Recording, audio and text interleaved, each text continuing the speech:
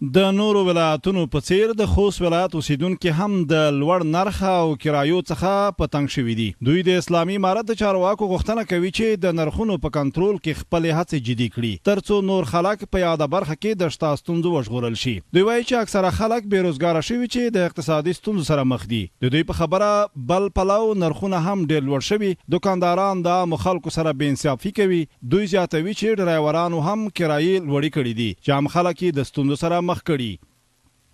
غوښتنه دا ده د افغانستان اسلامي امارت نه غوښتنه دا ده چې د تیلو د نورو وشیانو په باره کې په نرخو کې لږ کمښت راسي نو خلکو ته به سهولت لږ زیات شي. که دا ستاسو حالات وي نو ډېره ناممکنه ده سپارلۍ دلته اډې ته راننوځي ډرایوران په دغه کرایه کې دوی ته اواره نه کوي. تیل جګ دي. اسلامي امارت نه خو دا غوښتنه دي چې مقصد دی باید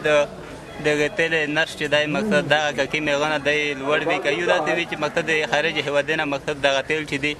دغه مقصد پکې مات بیار دی بیا خو پمپې والا ګرام نه دی مقصد دا باید دی صحیح هغه وکړي که نه په دی پمپې والا ته چې دی ته د تیل په کوم نرخ کې ارسي که نه باید نرخ د تیل چې دی دا باید لږ هغه کم شي. خود اډو منشان بیا وایي چې د اسلامي امارت چارواکي دي د دوی څخه نظارت کوي او د کرایو د ټیټوالي غوښتنه یې ترې کړې ده. مخکې موټرې کړې سپارلۍ هم ډېرې وې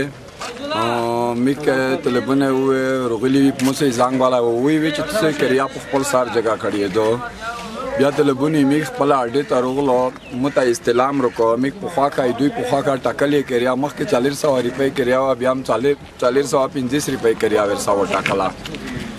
بس یغه نه ورسته د درېش په چوه د ډیزل خو میسا پر ارزونه دي خو خيري واري پای پارک به کړای دوی نه کریا میګ نرام بیرته 50 روپۍ ورغورځاوله. د تیلو پمپونو خواندان بیا وایي چې د اسلامي امارت چارواکي باید د بندرونو په خلاصون او د تجارانو لپاره سہولتونه رامنځته کړي ترڅو د نرخونو کنټرول شوی وي. په اړه یې زردراز خان داسې وایي. تیل د ټول بندرینه باندې یو د ایرتان بندر نه بغیر نه را بیو بندر تیل نرسي